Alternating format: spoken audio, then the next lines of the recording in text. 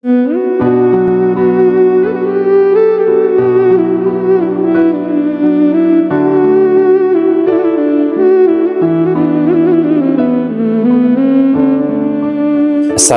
warahmatullahi wabarakatuh. Alhamdulillah, nahmaduhu wa nasta'inuhu wa nastaghfiruh wa na'udzu billahi min syururi anfusina wa min sayyiati a'malina. Man yahdihillahu fala mudilla lahu wa may yudlilhu fala hadiyalah. Asyhadu an la ilaha illallah wahdahu la syarikalah wa asyhadu anna Muhammadan 'abduhu wa rasuluh. Allahumma salli ala Muhammad wa ala ali Muhammad. Sama-sama kita buka dengan kalimat basmalah. Bismillahirrahmanirrahim. Baik, terakhir kita telah membahas surah Ad-Duha dari awal sampai akhir. Yang intinya adalah bahwa Allah Subhanahu wa taala menyampaikan beberapa anugerah yang telah ia berikan kepada Rasulullah SAW dan menjadi pelajaran bagi kita semua. Kemudian juga Allah mengajak Nabi itu untuk flashback ke belakang. Kemudian dilanjutkan bagaimana cara menghargai nikmat-nikmat tersebut. Kemudian hari ini intisari, ya kalau tidak salah, intisari dari surah Ad-Duha. Baik, kita mulai. Yang pertama, Nabi tidak sedikit pun memiliki peranan dalam kehadiran.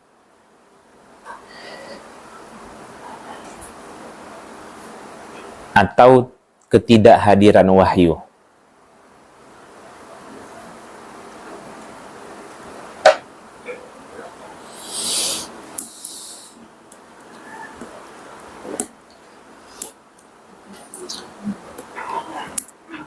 Nabi tidak sedikit pun memiliki peranan dalam kehadiran atau ketidakhadiran wahyu.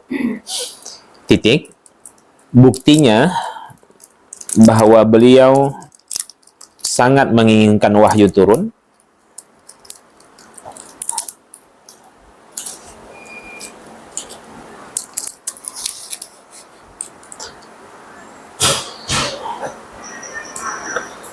Namun berhari-hari wahyu tak kunjung datang.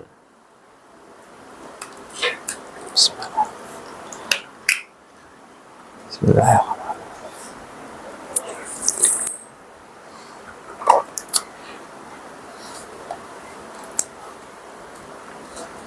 Baik. Wahyu Al-Quran ya Bunda, bukan wahyu di sini. Kalau wahyu di sini terus datang kan. Nah, jadi kita sudah membahas ya Bunda, sebab turunnya surah Ad-Duha itu karena beberapa waktu wahyu tak kunjung datang sampai membuat Nabi SAW itu jatuh sakit, menunjukkan bahwa wahyu itu bukan hak mutlak Rasulullah. Seakan-akan Allah mengajarkan kepada Nabi, kapan turunnya, kapan terhentinya itu terserah Allah Subhanahu wa taala. Baik, ini yang pertama. Yang kedua, ketidakhadiran wahyu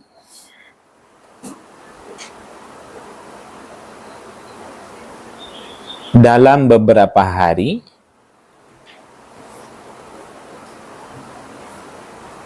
bukan sebagai tanda bahwa Allah marah dengan Nabi.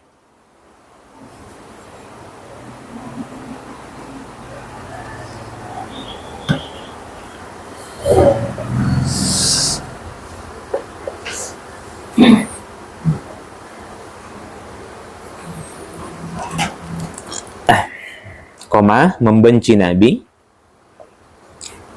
atau meninggalkan Nabi.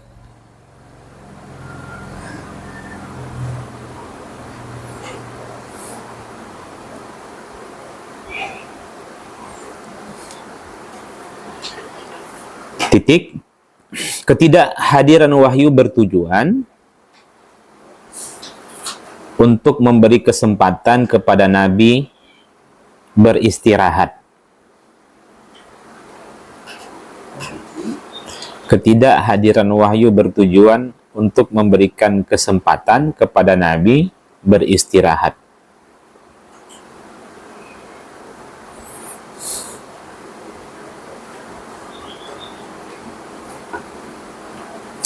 Ini salah satu hikmahnya yang dikemukakan oleh para ahli tafsir, Bunda. Kenapa tidak hadirnya wahyu? Bukan karena ada kesalahan Nabi, tapi melainkan Allah memberikan kesempatan kepada Nabi untuk beristirahat.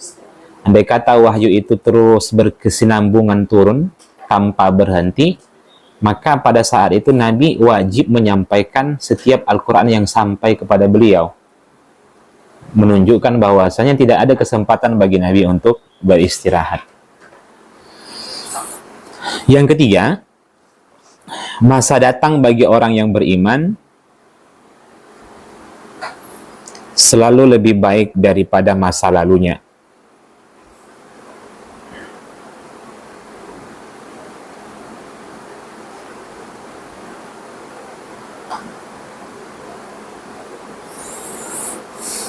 Karena itu,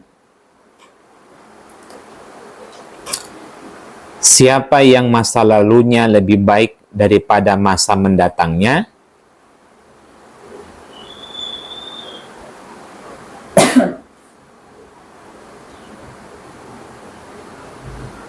sungguh dia termasuk orang yang merugi.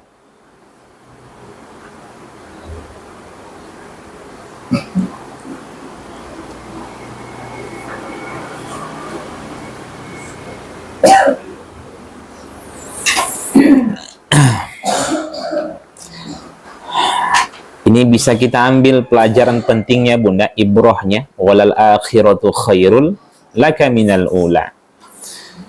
Mari kita muhasabah diri kita masing-masing. Hari ini, apakah diri saya lebih baik daripada masa lalu saya? Atau sebaliknya, masa lalu saya yang lebih baik daripada hari ini? Jika ternyata seperti itu kelompok orang-orang yang merugi. Segera berpaling, kemudian bangkit untuk semangat dalam melakukan amal soleh. Insya Allah, saya rasa kita semua di sini selalu lebih baik daripada masa lalu, ya. Sepakat, Bunda? Insya Allah, ya. Karena ngaji ini kan menunjukkan bahwasanya hari ini lebih baik daripada hari kemarin. Lanjut, yang keempat, perlindungan datang dari Allah walau sepintas terlihat melalui tangan-tangan manusia. Perlindungan datang dari Allah walau sepintas terlihat melalui tangan-tangan manusia.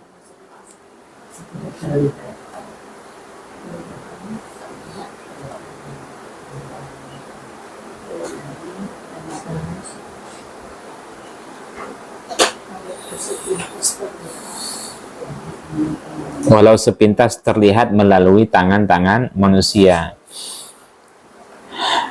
Kita harus yakin, sadar betul, Bunda, bahwa segala nikmat yang kita terima, segala musibah yang dimana kita keluar terhindar darinya, bahkan penyakit-penyakit yang kita terima, kita diberikan kesembuhan, walau itu sepintas melalui tangan manusia, tapi harus kita yakini bahwa semua yang menyembuhkan itu adalah Allah Subhanahu wa Ta'ala.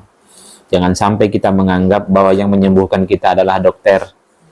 Jangan sampai kita menganggap bahwa menurunkan hujan adalah pawang hujan, atau para BMKG, atau Basarnas. Jangan sampai seperti itu. Bahkan pertolongan yang baik dan pertolongan yang buruk itu pun datangnya dari Allah. Ketika seseorang berobat ke dukun, dia sembuh.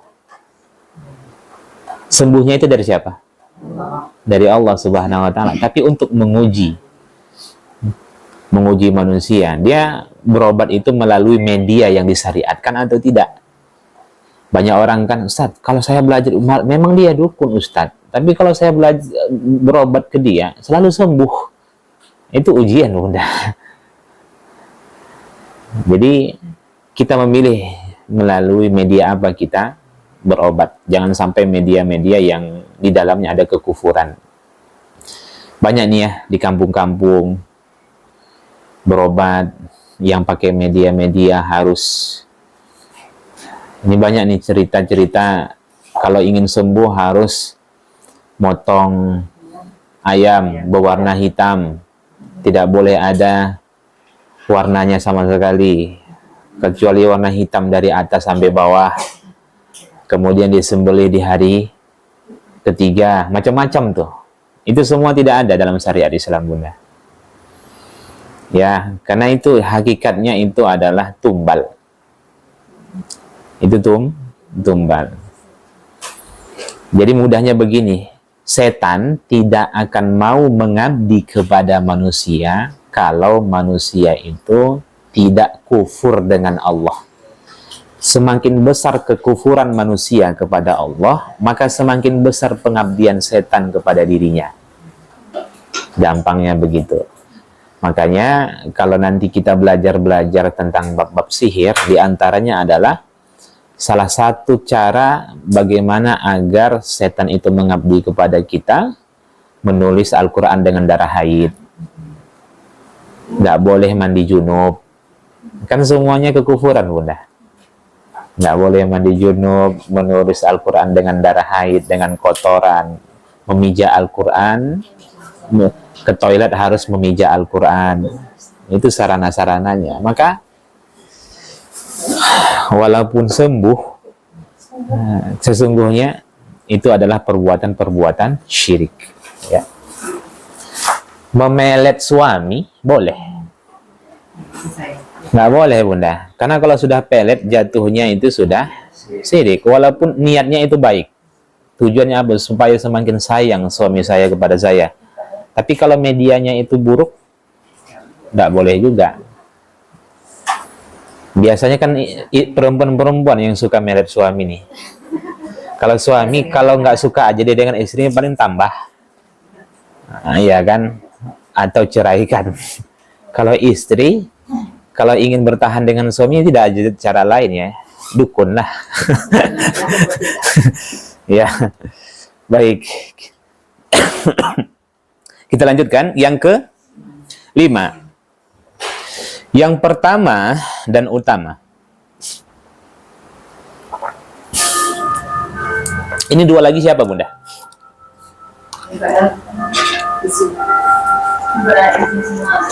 Ada yang mau ditunggu lagi?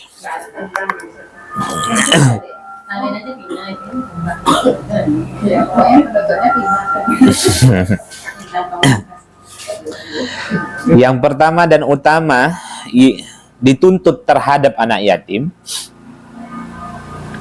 adalah bersikap baik dalam menjaga perasaan mereka.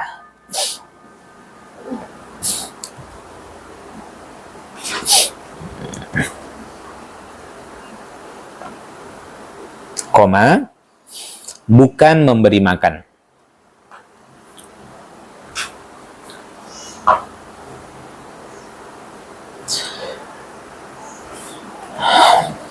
Titik. Menyakiti perasaan anak kecil, apalagi yatim,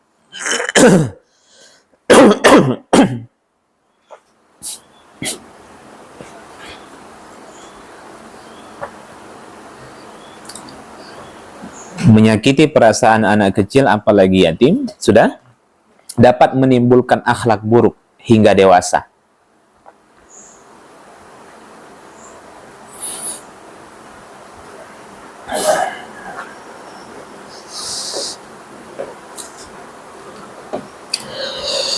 Dampaknya lebih buruk daripada kekurangan dalam bidang materi.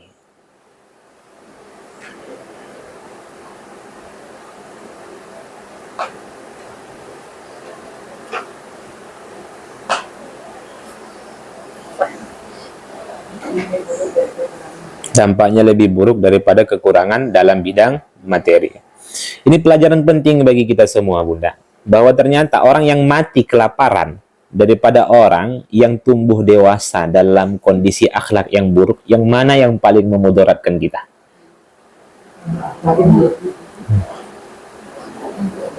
Tumbuh dewasa dalam kondisi akhlak yang buruk. Itu yang paling memudaratkan, Bunda. Sedangkan kita dalam Islam, kita memilih mana yang mafsadatnya paling ringan, mana keburukan yang paling kecil. Itu yang kita pilih. Kita tidak mencari pemimpin yang adil, tapi kita mencari pemimpin yang mana paling ringan. Kalau kita memilih dia, paling ringan kerusakannya. Karena yang adil itu nggak kita dapatkan lagi, Bunda. Jadi di antara dua pemimpin, saya pilih nih yang mana yang paling ringan nih kerusakannya. Kalau si A berat nih, akan muncul kerusakan yang besar. Kalau si B juga memunculkan kerusakan, tapi sedikit. Maka pilih yang mana? Yang sedikit. Itu kaedahnya, Bunda. Ya. Kalau orang mati kelaparannya sudah selesai. Tapi kalau tumbuh dewasa dalam keadaan buruk, berapa orang yang dia pengaruhi? Rusak kemaslahatan itu, Bunda. Rusak kehidupan manusia itu gara-gara orang-orang yang seperti ini. Maka sikap kita terhadap anak yatim itu adalah peduli dengan agamanya, peduli dengan akhlaknya, itu yang lebih utama. Nah, kalau begitu, sikap seorang ibu, sikap seorang ayah kepada anaknya itu yang lebih utama, pendidikan. Hari ini banyak orang tua fokusnya ngasih makan, ngantar jemput anak sekolah. Udah selesai. Iya kan? Ngasih makan. Seakan-akan si ayah pun mengatakan sudah selesai tanggung jawab saya. Yang penting kan sudah saya kasih makan. Salah. Karena di antara kewajiban-kewajiban seorang ayah itu adalah di dalamnya pendidikan. Pendidikan itu yang memberikan adalah suami kepada istri. Kemudian hasil dari didikan suami kepada istri itu dilanjutkannya kepada anak-anaknya. Jadi idealnya sebenarnya seorang istri itu belajar kepada suaminya, bukan kepada suami orang. Idealnya, Bunda. Ini belajar sama suami orang kan. Idealnya, tapi gimana lagi kan? Kan berhubung.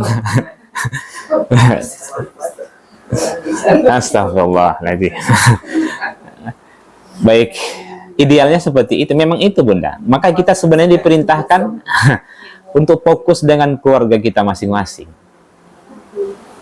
Sibuk kita mendemo, buat demo sana, menjatuhkan pemimpin kita, menjatuhkan pejabat-pejabat kita. Tapi kalau kita nggak peduli dengan keturunan kita, tumbuh dewasa, jadi pemimpin, ya rusak juga lagi negara ini kan. Kan gitu kan. Maka memang benarlah prinsip Al-Quran itu, ku anfusakum wa ahlikum nar. Fokus kita dengan keluarga kita, Bunda. Jangan sibuk kesana kemari, jatuhkan ini dan lain sebagainya, mencari kekurangan pemimpin. Tapi keluarga kita nggak fokus. Jadi DPR dia, jadi bupati, jadi presiden, balik lagi seperti itu. Ya. Baik, yang ke-6. Nikmat-nikmat yang diterima dalam bentuk apapun itu dianjurkan dalam Islam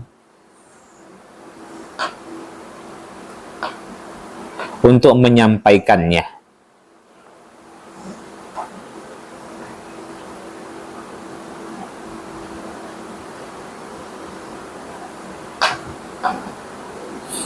Dengan tujuan untuk memotivasi mereka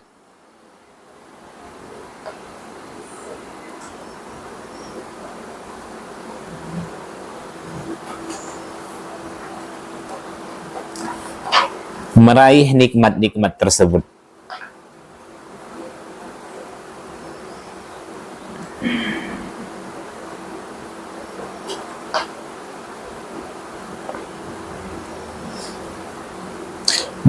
Namun perlu menjadi catatan selama tidak diikuti oleh rasa angkuh,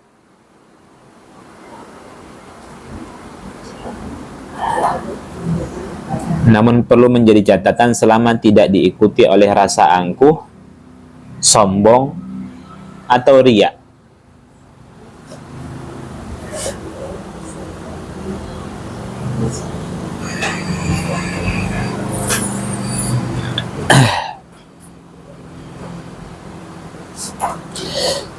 Kita jelaskan sedikit Bunda, bahwa ternyata menyampaikan nikmat yang kita terima itu bagian dari syukur,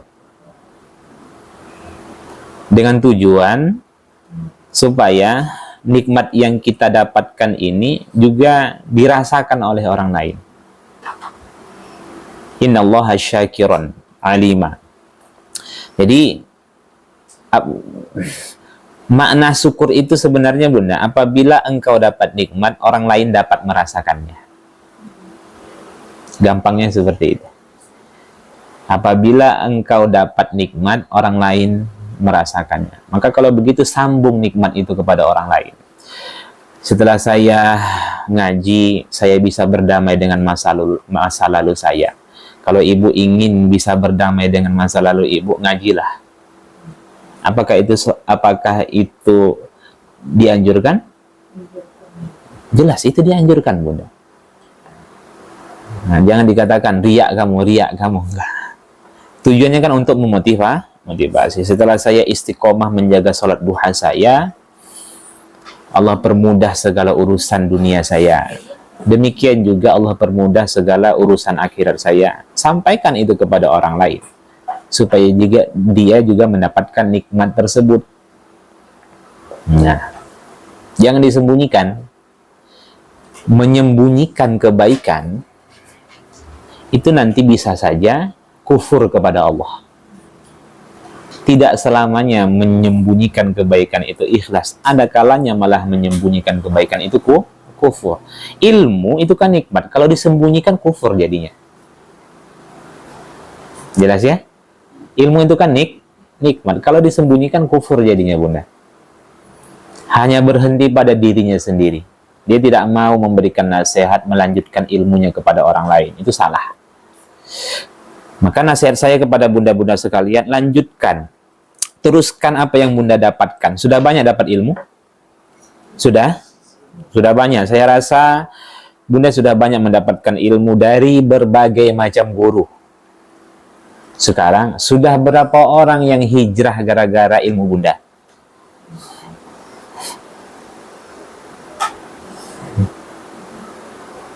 Halo?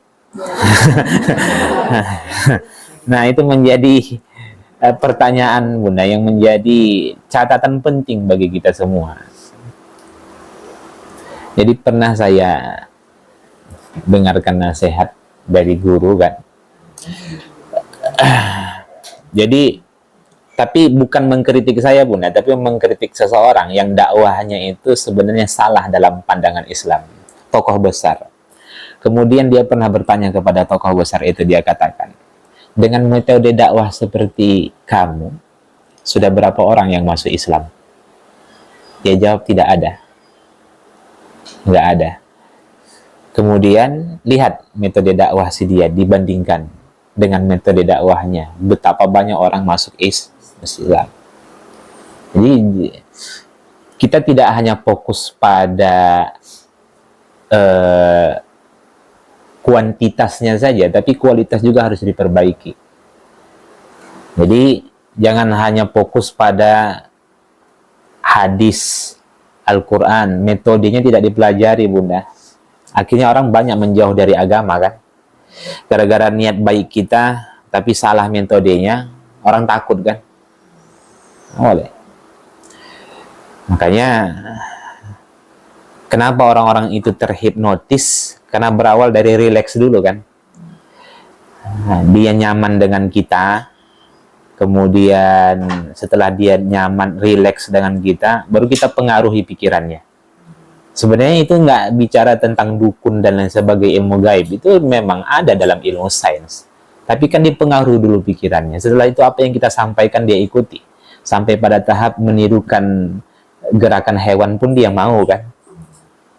Nah, pentingnya lah metode itu Bunda. Ini kalau dari awal udah nggak enak aja dengan kita, kalau kita menasihati ya mantul saja kan. Bunda menasihati anak dalam kondisi marah. Saat marah itu saja udah membuat seorang anak tidak akan mendengarkan nasihat Bunda, akan menjauh. Coba nasihati dalam kondisi tenang, ya kan? Dari awal dia sudah menolak tuh.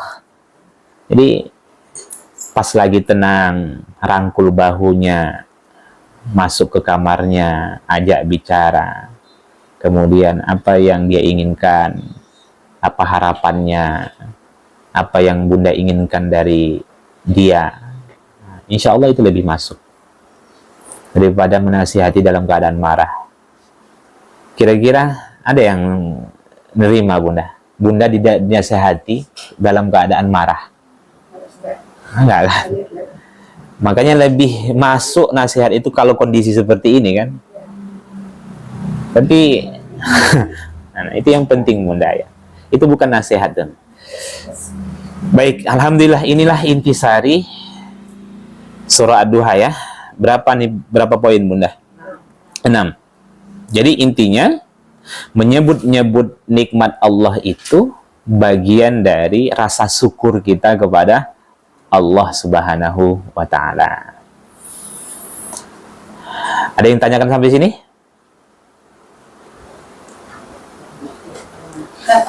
Nah, tinggal mengamalkannya aja lagi Bunda. Ya. Kalau misalnya ini kan kalau menyampaikan kan sama teman itu kan bisa Ustaz. Ya. Kalau mengajak belajar itu iya. Itu sudah bagian dari syukur Bunda. Jadi mengajar itu mesti alim. Mengajak nggak perlu alim.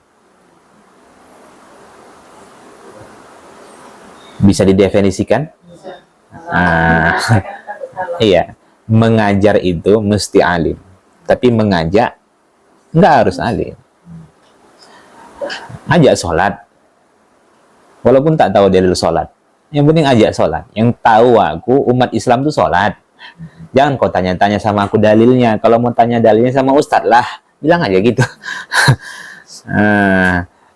Ayo menghadiri majelis ilmu, apa dalilnya gitu kan?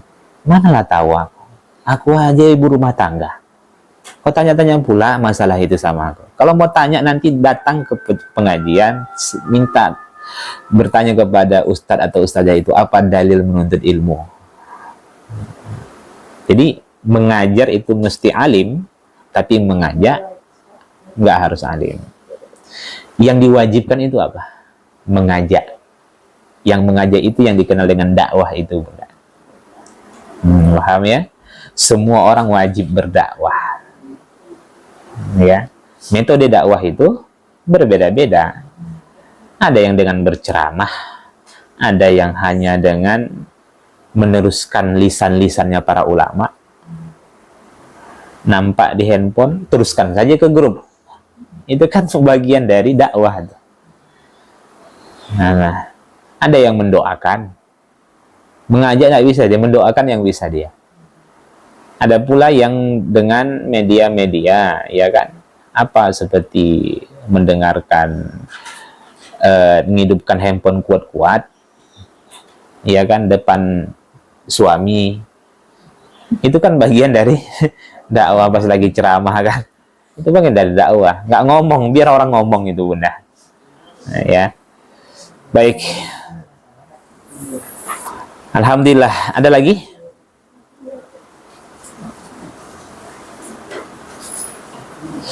Yang terpenting tuh Bunda, yang terpenting itu adalah bahwa pastikan setiap apa yang kita lakukan dalam hidup ini ada kebaikan akhiratnya. Apapun itu, baik mendidik anak, baik melayani suami, baik itu pergi ke sana kemari, itu mesti ada tolak ukur akhiratnya. Itu sebenarnya prinsip dasar seorang muslim. Kemanapun dia pergi, dia mesti ada nilai akhiratnya. Kalau mau jalan-jalan terus-menerus, boleh dalam Islam? Boleh. Bunda kenal dengan Ibnu Batutah, seorang ulama yang tahunya cuma jalan aja. Nah, keliling dari berbagai negeri kan. Tapi karena jalannya itu, banyak manusia tahu tentang sejarah-sejarah Khulafa Ar-Rasyidin, tentang ulama-ulama yang ada di negeri-negeri tersebut. Gara-gara safar dia, gara-gara rihlah dia. Nah, itu menunjukkan jalan itu juga bagian dari kebaikan. Ya. Cuman kita saat ini lari, semakin banyak jalan kita, semakin lalai. Ya, semakin lalai kan. Yang dilarang itu bukan banyaknya, tapi lalainya yang dilarang. Itu yang harus kita tekankan, Bunda. Yang dilarang dalam Islam itu bukan kayanya, tapi yang melalaikannya. Boleh kaya? Boleh. Silahkan cari dunia itu sebanyak-banyaknya. Silahkan cari jabatan itu setinggi-tingginya. Ya kan? Silahkan punya keturunan sebanyak-banyaknya. Silahkan punya istri sebanyak-banyaknya. Silahkan semuanya. Banyak itu nggak dilarang dalam Islam. Yang dilarang itu melalaikannya. Makanya Allah cela dalam Al-Quran itu bukan banyaknya, tapi at-takasurnya. Kan itu, alhaakumut takasur. Nah, bermegah-megahan itu telah melalaikan kalian. At-takasur itu, Bunda, kalau dalam diterjemahkan itu bermegah-megahan, tapi makna asalnya itu saling berkompetisi dalam hal dunia sampai pada tahap lalai dengan ibadah. Itu yang dicela oleh Allah. Ya, nggak boleh kita mencela orang-orang kaya. Ternyata banyak orang kaya yang taat, banyak pula orang miskin yang kufur. Ikan? Ya. Baik. Kalau begitu, kalau sempat yang dicela itu banyaknya, berarti termasuk tercelalah Nabi Sulaiman kan? Tercelalah Utsman bin Affan, tercelalah Abdurrahman bin Auf. Dan rata-rata sahabat-sahabat itu banyak yang kaya. Ya. Makanya kan jangan sampai ke hati. Dunia itu jangan sampai ke hati, cukup digenggam saja. Dunia itu cukup digenggam, jangan sampai ke hati. Kalau sampai ke hati, susah keluarnya. Ya. Baik, ada lagi? Sekarang kita masuk surah baru ya, surah Al-Lail.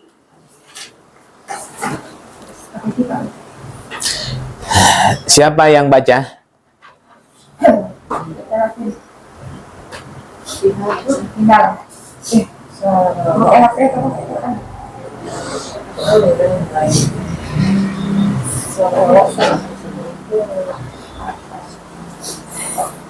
Yang sari tilawahnya?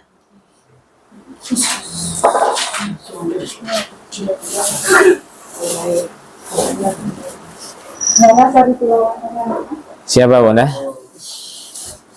Yang kuat suaranya. Silahkan, bismillah. Diikutin ya. Bismillah aja. Ya, taus.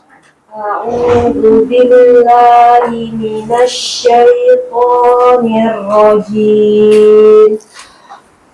A'udzu billahi minasyaitonir rajim.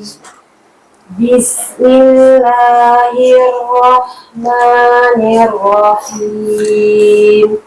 Bismillahirrahmanirrahim. Wal-laili idza yaghsha.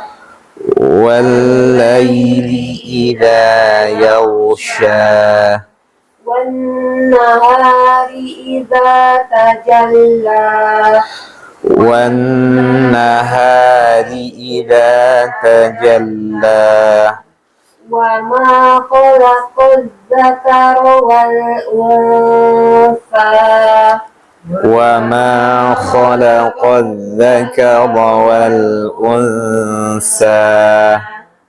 إن سعيكم لشتى إن سعيكم لشتى فأما من أعطى واتقى فأما من أعطى واتقى وصدق بالحسنى وصدق بالحسنى فسنيسره لليسرى فسنيسره لليسرى وأما من بخل واستغنى وأما من بخل واستغنى وكذب بالحسنى وكذب بالحسنى فسنيسره للعسرى فسنيسره للعسرى وما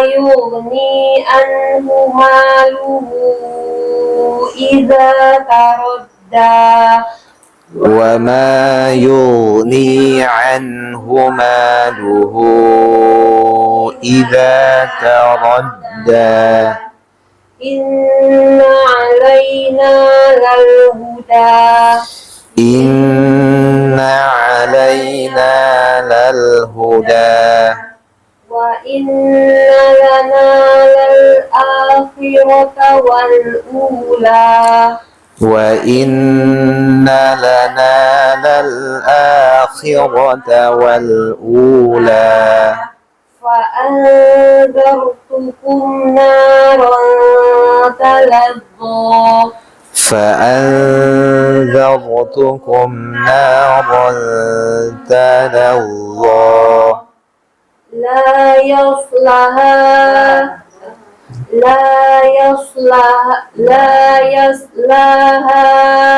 إلا الأشقى لا يصلاها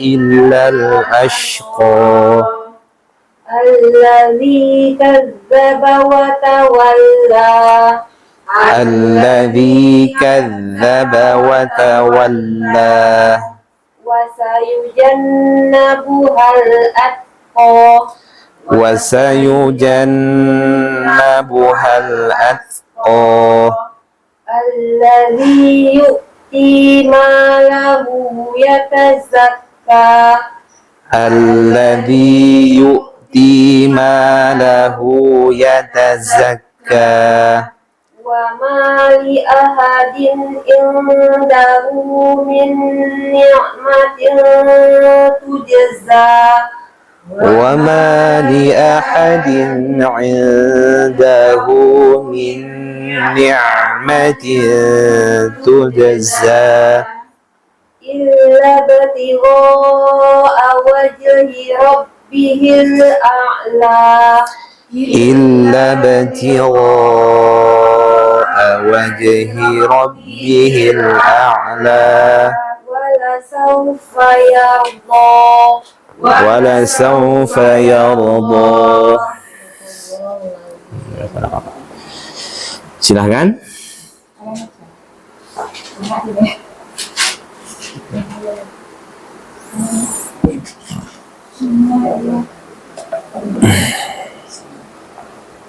Demi malam apabila menutupi cahaya siang, demi siang apabila terang benderang, demi penciptaan laki-laki dan perempuan, sungguh usahamu memang beraneka macam.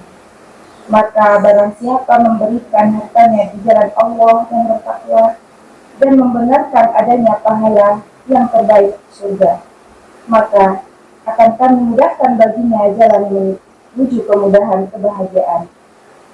Dan adapun orang yang kikir dan merasa dirinya cukup, tidak perlu pertolongan Allah, serta mendustakan pahala yang terbaik, maka akan kami mudahkan baginya jalan menuju kesengsaraan atau kesukaran. Dan hartanya tidak bermanfaat baginya apabila dia telah binasa.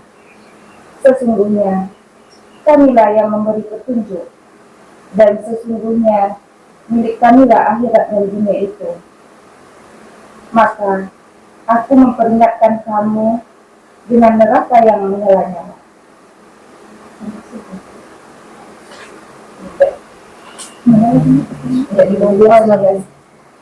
Yang hanya dimasuki oleh orang yang paling celaka, yang mendustakan kebenaran dan berpaling dari iman, dan akan dijauhkan darinya neraka orang yang paling bertakwa, yang menginfakkan hartanya di jalan Allah untuk membersihkan dirinya, dan tidak ada seorang pun memberikan suatu nikmat padanya yang harus dibalasnya, tetapi dia memberikan itu semata-mata karena mencari keridhaan Tuhannya yang Maha Tinggi, dan niscaya kelak dia akan mendapatkan kesenangan yang sempurna. Barakallahu fikum. Baik, kita mulai. Yang pertama, surah ini tergolong surah Makkiyah.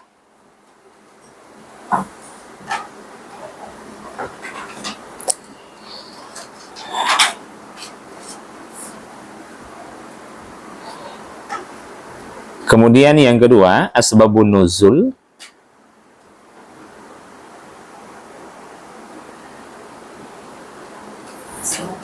Asbabun nuzul dari surah ini,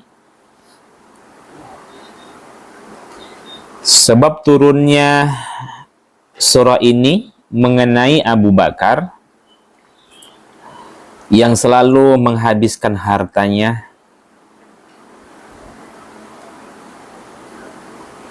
untuk memerdekakan budak,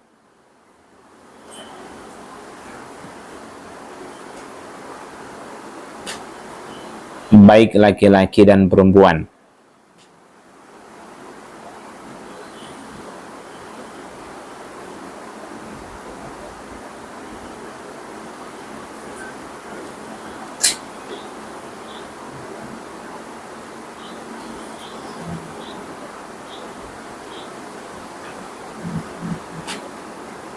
Sudah? Serta Umayyah bin Khalaf yang begitu kikir dengan hartanya. Bin Khalaf yang begitu kikir dengan hartanya.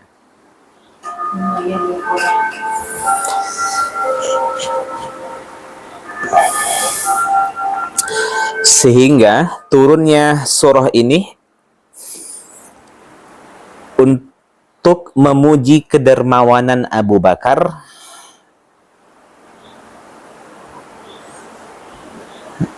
dan mencela bakhilnya Umayyah bin Khalaf.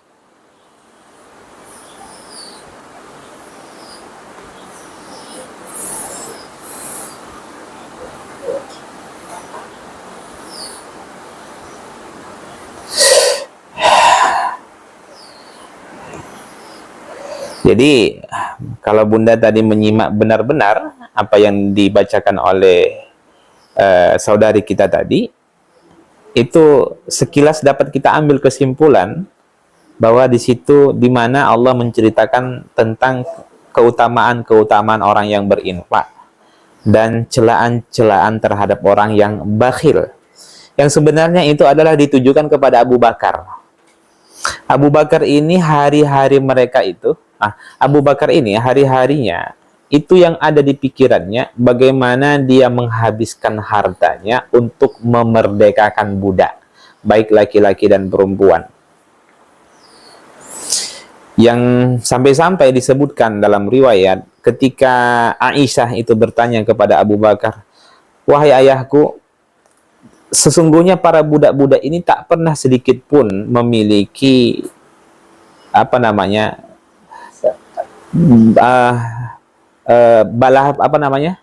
tidak ada kebaikan yang mereka lakukan kepadamu, wahai Abu Bakar. kenapa kamu terus memerdekakan budak? Maka apa yang dijawab oleh Abu Bakar? Sesungguhnya dia mengeluarkan hartanya hanya ingin nanti bertemu dengan Allah di surga. Maka dalam sejarah Bunda, dua sahabat Rasulullah yang menghabiskan seluruh hartanya itu tercatat Abu Bakar dan Abdurrahman bin Auf. Adapun sekelas Umar bin Khattab, Utsman bin Affan, Ali bin Abi Thalib dan sahabat-sahabat yang lain itu tidak pernah disebutkan mereka menghabiskan hartanya, tapi hanya sebahagian hartanya. Tapi sahabat yang benar-benar habis hartanya untuk dia keluarkan di jalan yang diridhoi oleh Allah Subhanahu wa taala, yakni Abu Bakar dan Abdurrahman bin Auf. Kalau kita ada sudah sepertiga harta kita keluarkan. Ada Bunda? Jangankan seluruhnya kan, sepertiganya mungkin belum. Itu menunjukkan ya apa namanya, kedudukan kita. Dari situ sudah kita tahu sebenarnya kedudukan kita itu di sisi Allah Subhanahu wa taala sejauh mana ya. Nah, jadi pagi-pagi dia lihat uangnya berapa orang yang bisa dengan uang sebanyak ini, berapa budak yang bisa dibebaskan. Itu dilakukan oleh Abu Bakar secara terus-menerus. Jadi kalau orang-orang di luar sana saat itu berusaha untuk membeli budak sebagai pelayan mereka. Tapi kalau Abu Bakar, dia beli budak itu bukan untuknya, tapi untuk dia bebaskan. Nah, paham Bunda? Banyak orang saat ini berinfak sebenarnya untuk kepentingan dunianya. Iya kan? Yang tahu dia bersedekah itu bagaimana agar sedekahnya itu dilipat gandakan oleh Allah Subhanahu wa taala di dunia. Sebenarnya dia tak butuh pahala akhirat. Kalau jauh ditanya di dalam hatinya, dia tak butuh pahala akhirat. Yang dia butuhkan apa? Ketika bersedekah dilipat gandakan sedekahnya di dunia. Ternyata nanti di dalam surah ini Allah mencela orang-orang yang seperti itu. Yang taunya hanya balasan dunia saja. Maka Allah pujilah Abu Bakar yang hari-harinya itu senantiasa bersedekah. Kemudian Allah cela Umayyah bin Khalaf. Jadi Allah di sini memberikan perbandingan nanti. Sehingga diawali nanti dengan sumpah yang berlawanan pula. Ini sebagai muqaddimah. Lawan malam, lawannya apa? Siang. Laki-laki, perempuan. Setelah itu ada yang dermawan, ada yang bakhil. Lihat indahnya surah ini. Jadi Allah bersumpah dengan sesuatu yang berlawanan untuk menekankan satu pesan. Bahwasanya apa? Begitu juga kehidupan ini. Ada orang yang bersungguh-sungguh dalam urusan akhiratnya. Ada pula orang yang bersungguh-sungguh dalam urusan dunianya. Kamu pilih yang mana? Dan Allah menjanjikan siapa yang bersungguh-sungguh dalam urusan akhirnya, Allah sampaikan di ayat terakhirnya. Nah, itu gambarannya ya Bunda. Baik. Yang ketiga, pokok pembicaraan surah ini berkaitan dengan orang-orang yang berinfak dan orang-orang yang bakhil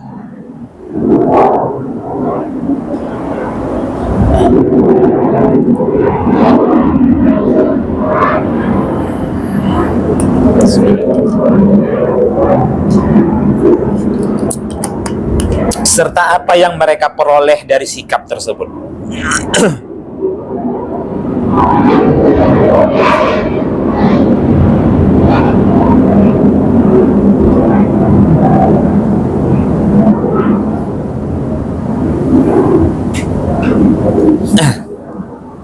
Baik.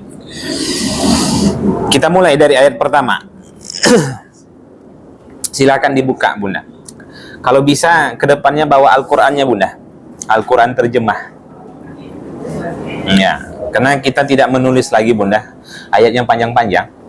Nanti poin-poin pentingnya saja yang saya tulis. Nanti ke depannya kalau tadabbur Al-Quran, bawa Al-Quran terjemahnya.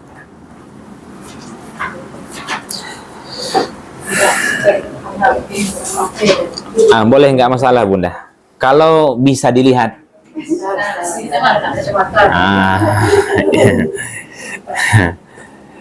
Baik.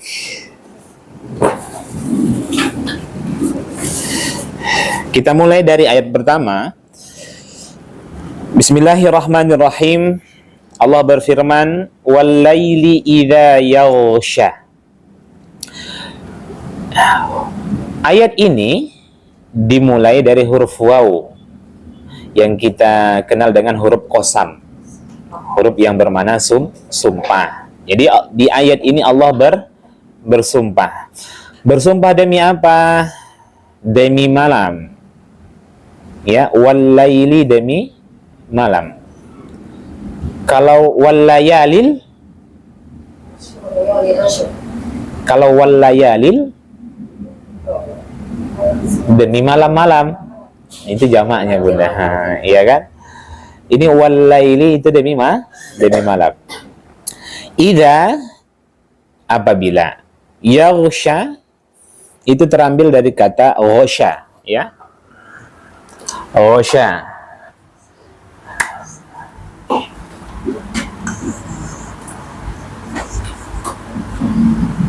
Ghasha. Yaghsha.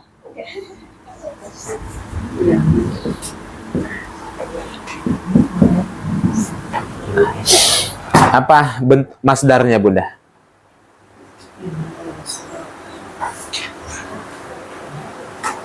Ghisyawah. Ya kan? Surah apa tuh? Al-Baqarah. Khatamallahu ala qulubihim wa ala sam'ihim wa ala absarihim ghisyawah. Apa artinya? Menutupi. Kalau ghisyawah itu artinya tertutup atau menyelimuti. Menyelimuti. Makanya di surah Al-Baqarah itu Allah mengatakan kalau sudah terkunci hati-hati mereka, Allah mengunci hati-hati mereka, pendengaran mereka, dan mohon maaf, pendengaran mereka, wa ala absarihim, dan mata mereka itu tertutup.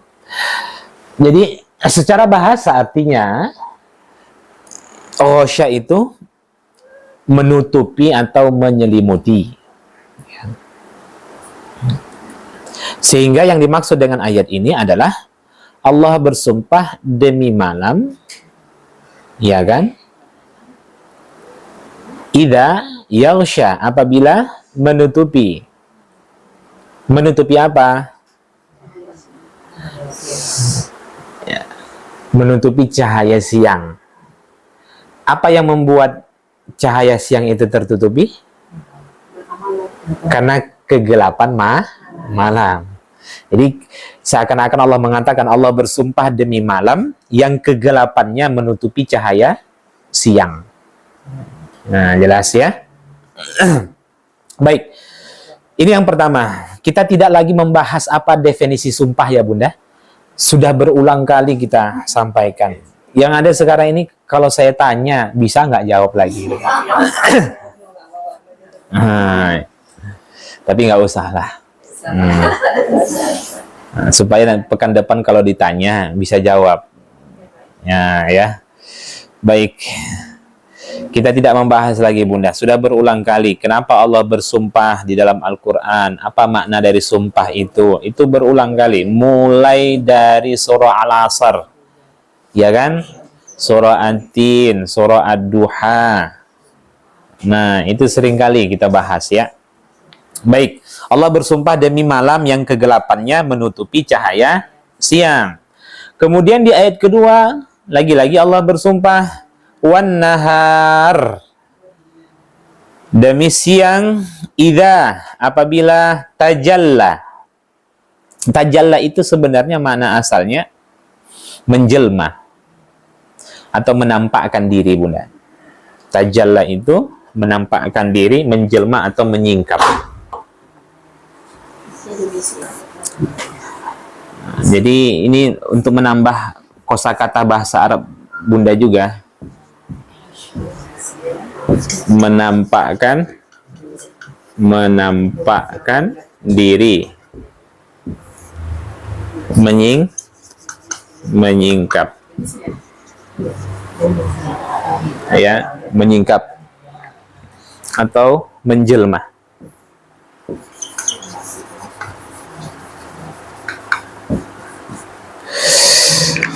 Itu tajalla. Kalau salah jali, apa tuh? Kesalahan yang memang benar-benar tampak. Orang awam tahu itu salah. Bunda kalau mendengarkan Al-Quran, padahal aku nggak bagus bacaanku, tahu aku bacaan dia itu salah. Itu salah jali lah itu. Nah, tapi kalau salah khafi itu hanya orang-orang yang ahlul Quran saja yang bisa mendeteksinya. Nah, ya kan? Seperti apa? Mungkin kurang tebal rohnya, kurang tepat dia membaca huruf dotnya, kurang konsisten gunnahnya, kemudian kurang padat makhraj huruf o-nya, huruf bo-nya. Itu namanya salah jali. Kalau itu salah khafi. Kalau salah jali itu yang mad pendek, yang mad jadi kosor, yang kosor menjadi mad. Huruf H jadi huruf H. Ya kan? Itu salah jali. Atau tawailul. Bilang fa jadi pa. Atau za jadi za. Terbalik-balik lah. Itu namanya salah jali. Ya. Alhamdulillahi Rabbil Alamin. Nah, itu kesalahan fatal tuh. Orang pun tahu tuh. Rabbil dibuatnya jadi Rabbul. Tapi kalau dia baca seperti ini, Bismillahirrahmanirrahim. Bismillahirrahmanirrahim. Itu kesalahan khafi. Harusnya kan dia masuk langsung ke ro, harus ditebalkan kan begitu. Baik, kita lanjutkan. Wan nahari idza tajalla, demi siang apabila terang benderang. Maksudnya karena dia menyingkap sehingga dia menyingkap matahari, Bunda, sehingga terang benderang. Jadi Allah bersumpah demi siang yang terang benderang berkat cahaya matahari. Kita lanjutkan. Yang ketiga, wa ma khalaqadz dzakara wal unsa. Lagi-lagi Allah bersumpah demi penciptaan zakar. Zakar apa? Laki-laki, unsa perempuan. Ada yang menarik dari sumpah-sumpah ini, seperti yang kita sebutkan di awal, Bunda, bahwa di mana letak menariknya? Apa? Di mana letak menariknya? Saya katakan ada yang menarik dengan sumpah-sumpah ini. Di mana letak menariknya? Ya, Allah bersumpah demi sesuatu yang berlawanan. Allah bersumpah malam lawannya siang, laki-laki dan perempuan. Tujuannya untuk apa? Untuk menekankan satu pernyataan, untuk menekankan satu pesan. Apa pesannya? Ayat keempat. Lihat ayat keempatnya. Allah bersumpah, mohon maaf, Allah berfirman, inna. Apa artinya? Sesungguhnya. Kalau mode serius dalam belajar itu, Bunda, Itu malam dia sudah nyatat nih, apa besok ya surah yang saya pelajari. Dia catat tuh ayatnya. Iya kan, kira-kira untuk pertemuan besok ini paling 5 ayat atau 6 ayat dia catat tuh. Setelah itu besoknya ketika belajar tinggal dia dobit, dia terjemahkan. Yakinlah kalau Bunda istiqomah seperti itu, kaya Bunda dengan kosakata bahasa Arab. Karena Bunda tulis, Bunda terjemahkan, ya kan.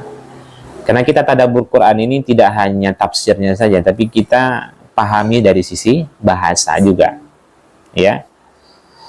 Baik, inna artinya sesungguhnya. Cuman kalau gini kan mana sempat nulis ayat lagi kan? Nah, bisa pekan depan seperti itu.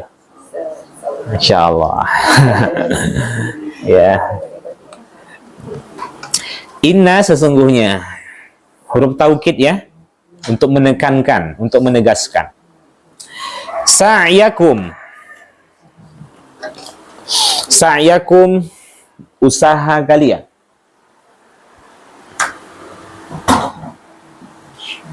Sa'yakum, sa'yakum, usaha kalian.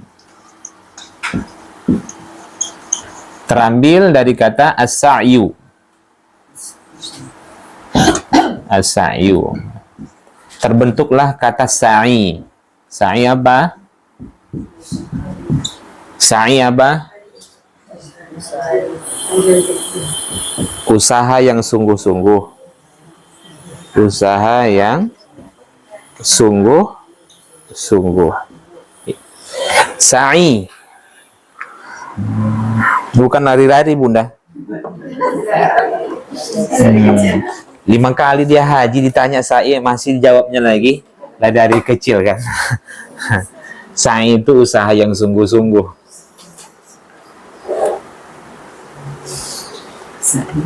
Menunjukkan kesungguh-sungguhannya Bunda Hajar itu lari-lari kecil untuk menjemput rizki Allah. Itu maksudnya. Tapi jangan diterjemahkan sa'i itu lari-lari kecil. Lari-lari kecil itu dalam bahasa disebut romal. Romal. Bunda kalau mengelilingi Ka'bah 3 putaran pertama kan disunahkan untuk romal. Lari-lari kecil. 3 putaran itu, kemudian sisanya putaran keempat, 5, 6, 7 itu biasa saja, itu kan sunnahnya. Baik, tapi untuk laki-laki, tidak untuk perempuan. Demikian juga ketika sa'i itu yang disunnahkan untuk laki-laki, tidak untuk perempuan. Kenapa? Kenapa? Karena usahanya luar biasa. Yang pertama melakukan itu Bunda Hajar. Lari-lari kecil. Kenapa perempuan malah nggak boleh? Udah tua mah ya masih lari kecil.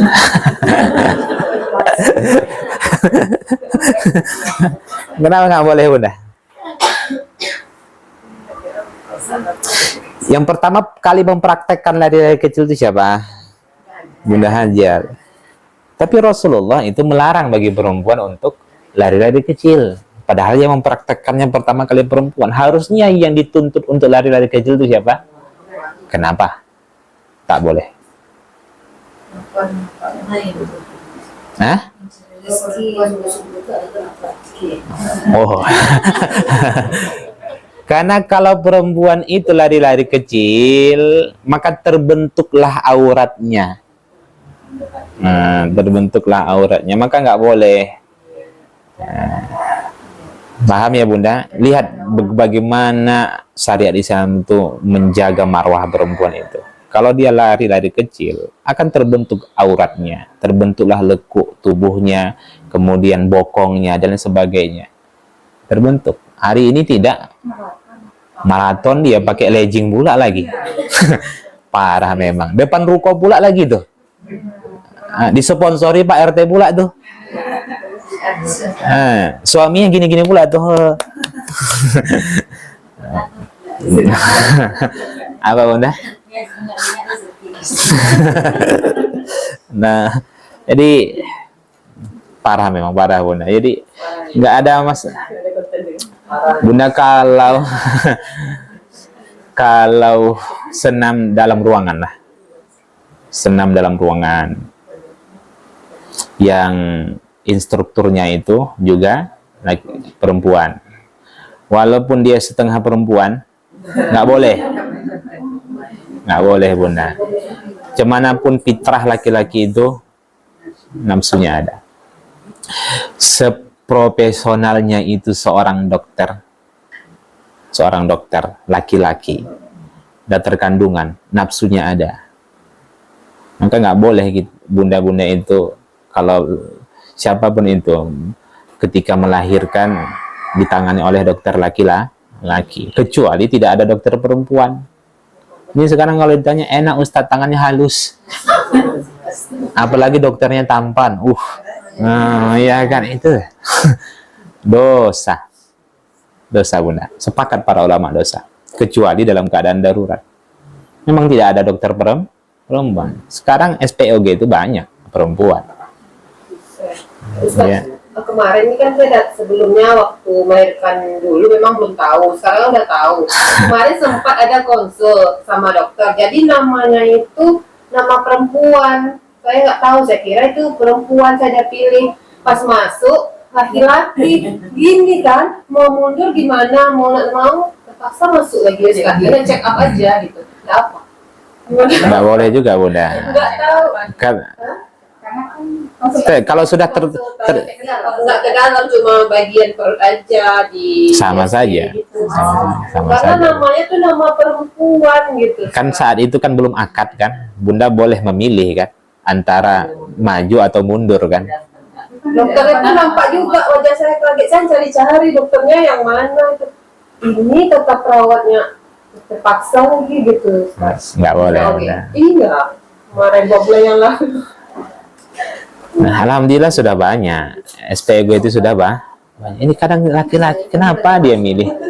Kadang pun saya lihat apa yang melatar belakangi laki-laki itu mau jadi dokter kandungan gitu kan.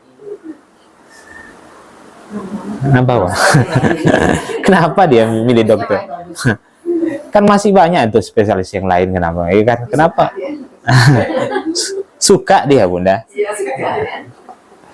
Nah, iya kan? Nah, saya memang nggak tahu ya. Saya memang nggak ridho saya kalau istri saya itu. Ada kasus kan, ini mohon maaf, ada jamaah kita nih diperiksa kan. Jadi sembarangan saja membuka kan, laki-laki kan. Tambah pula perawatnya itu laki-laki pula. Ya. Baik. Apa Bunda? Enggak ada masalah kalau itu Bunda. Serahkan kepada yang ahlinya. Kalau masalah bedah dan lain sebagainya itu enggak ada masalah. Ini khusus masalah kandungan ini. Karena kita masih bisa memilih. Benar lagi. BPJS kan pilih nomor perempuan. Ya. Siapa dulu yang ditangani lagi-lagi?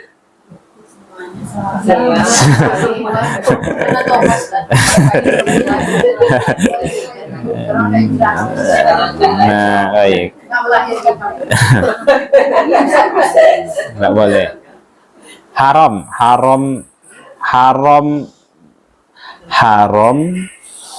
membatasi keturunan.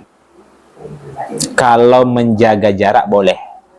Kalau memutus langsung haram.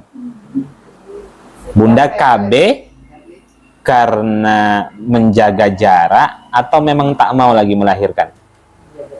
Atau karena memang diponis oleh dokter memang nggak boleh lagi melahirkan? Kan banyak alasannya. Kata para ulama, kalau dia KB untuk menjaga jarak kehamilan itu boleh. Tapi kalau dia KB setelah dapat sejumlah anak tertentu, iya kan? kemudian dia steril kan, maka itu haram. Nggak boleh, nggak boleh. Kalau dia KB karena takut sulit mendidik anaknya, juga haram. Kenapa? Karena bukan masalah kuantitasnya, bukan masalah jumlahnya, tapi masalah taufiknya. Satu anak, kalau orang tuanya itu jauh dari agama, satu anak itu bagaikan 10 anak juga. Tapi kalau punya anak 10, kalau orang tuanya itu motivasinya adalah kebaikan akhirat, iya kan? Itu mudah. Betapa banyak orang tua yang punya anak 6, soleh semua. Betapa banyak pula orang tua yang punya anak 1, tak bisa dia ngurusnya. Jadi masalah mendidik anak itu karena taufik dari Allah. Maka nggak boleh alasannya itu karena takut sulit mendidik mereka. Apalagi takut miskin. Berarti dia tidak beriman dengan takdir Allah. Tidak beriman dengan takdir Allah. Yang menjamin rezeki manusia itu hanyalah Allah Subhanahu wa Ta'ala. Sekarang KB itu alasan apa? Nanti banyak ini kan setelah spiral, setelah itu setelah monofos baru dicabut. Iya kan? Nah, ya gitu. Udah gampang saja. Kalau dikasih berarti saya sanggup. Kalau nggak dikasih berarti memang itu yang terbaik bagi Allah. Itu yang terbaik bagi saya menurut kehendak Allah Subhanahu wa Ta'ala. Ya. Baik. Kalau steril binatang gimana? Sama saja, Bunda. Dosa tuh, Bunda. Itu keinginan dia, itu keinginan.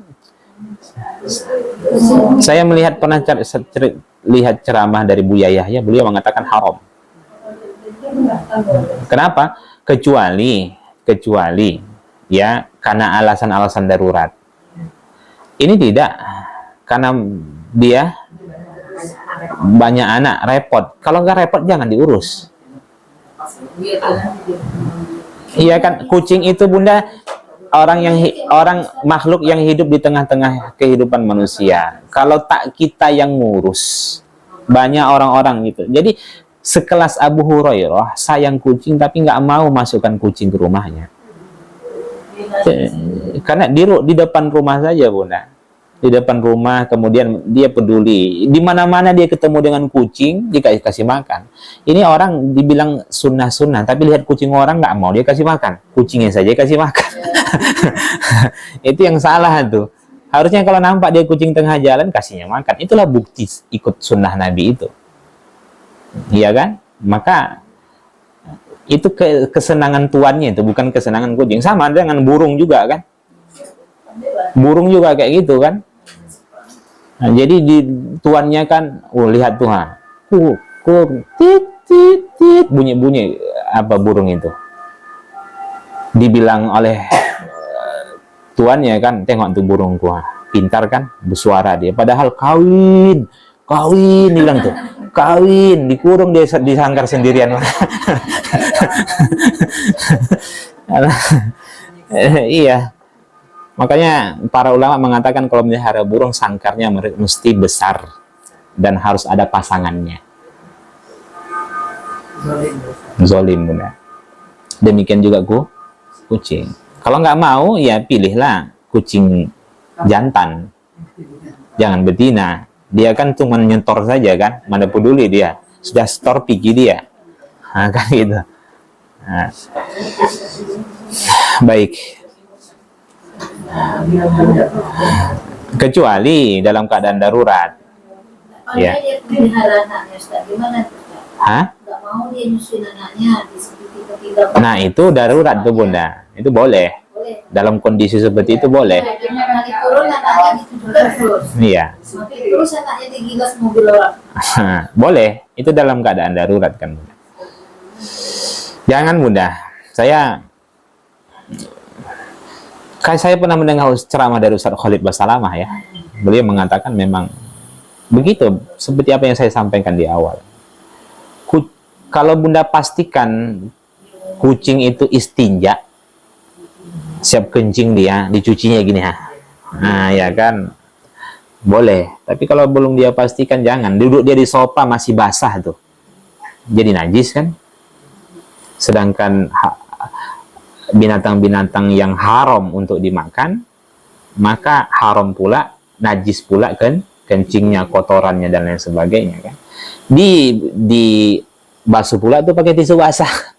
Bukan menghilangkan najis, menyebarkan najis itu namanya. Sedangkan syarat menghilangkan najis itu adalah dengan cara disiram pakai air. Kalau bulu kucing, Hah? kalau bulu kucing, Enggak, bukan najis sudah. Tapi kan Bunda nggak bisa memastikan kan kucing itu istinja kan? Nggak pernah lah saya lihat ada kucing istinja. Kalau kering dia nggak masalah macam gini Bunda, duduk dia di mana-mana. Cuman kita nggak tahu dia di mana, kencing dan lain sebagainya. Makanya ada beberapa orang saya lihat setelah dia lihat kencing atau pup, ya kan, pakai tisu kering itu kan diginikannya. Tapi kan bagi-bagi kita nih yang repot, nggak mau repot, ya kan. Jadi, ya. Atau khusus dibuat di belakang rumah. Kalau ada taman di belakang rumah, itu bagus, kawasannya itu saja kan. Kalau sudah dia pandai-pandai lah. Ya. Baik, kita lanjutkan. Lewat waktunya. Jadi kesimpulannya begini Bunda.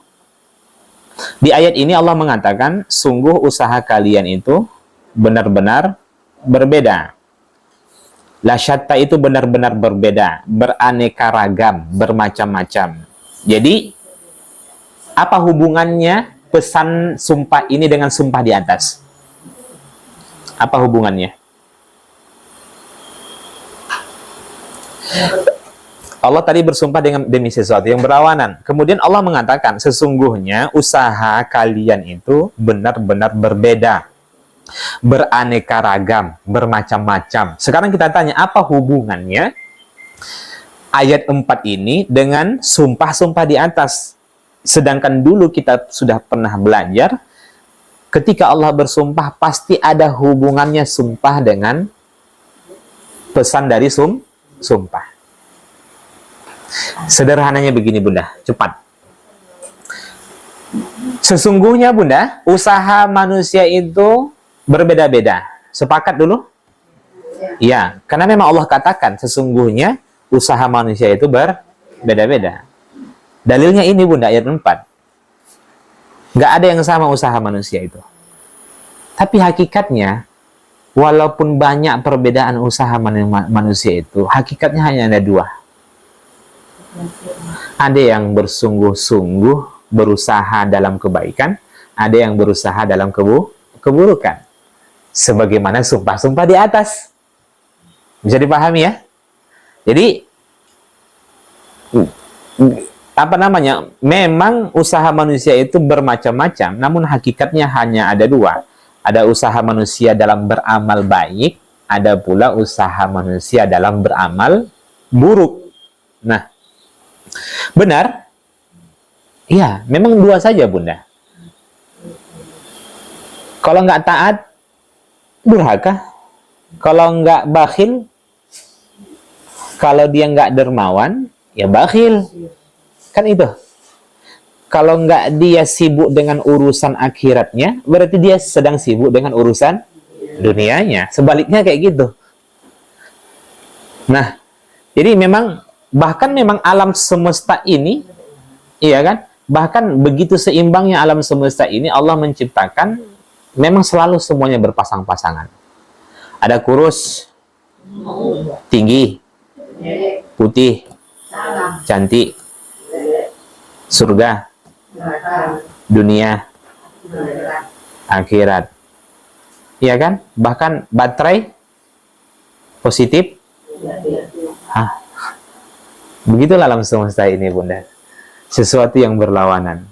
Tapi ada sesuatu yang dimana manusia bisa memilih, ada sesuatu yang dimana manusia tidak bisa memilih. Dalam urusan rezeki manusia tidak bisa memilih, tapi dalam urusan amal manusia bisa memilih. Apa yang kamu sungguh-sungguhkan dalam hidup ini? Apakah masalah dunia atau masalah akhirat? Nanti di ayat setelahnya baru Allah menyampaikan salah satu contoh amal baik itu apa. Salah satu contoh amal buruk itu apa? Wa amma man fa man a'to wattaqo. Lawannya apa? Wa amma man bakhila wastaghna. Lihat, sampai ayat ini nanti Allah sebutkan yang berlawanan. Jadi urutannya begini: siang, malam, laki-laki, perempuan, usaha manusia itu berbeda-beda, tapi hakikatnya ada dua. Ada yang baik, ada orang yang berusaha dalam kebaikan, ada orang yang berusaha dalam keburukan. Nggak ada, Bunda. Jadi gini, ada manusia yang belajar sungguh-sungguh, ada pula yang berusaha dalam tidurnya, kan. Kalau tidur memang benar-benar berusaha dia, tapi kalau belajar enggak, kan gitu. Nah, kemudian Allah sampaikan salah satu contoh usaha yang baik, usaha yang buruk itu apa? Nanti ayat setelahnya. Paham ya? Nah, baik. Alhamdulillah.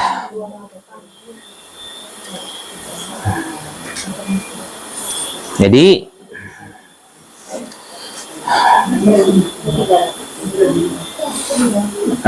penutup, kesimpulannya Bunda, sesungguhnya usaha manusia itu berbeda-beda, beraneka ragam, bermacam-macam, tapi pada hakikatnya hanya ada dua. Disimpulkan, dirumuskan hanya pada dua. Ada yang rajin, ada yang pemaleh. Nah, ya kan? Nah, baik. Alhamdulillah. Sampai sini ya. Insya Allah kita lanjutkan pekan depan. Ini gimana Bunda kesimpulannya? Selang-seling atau habiskan dulu?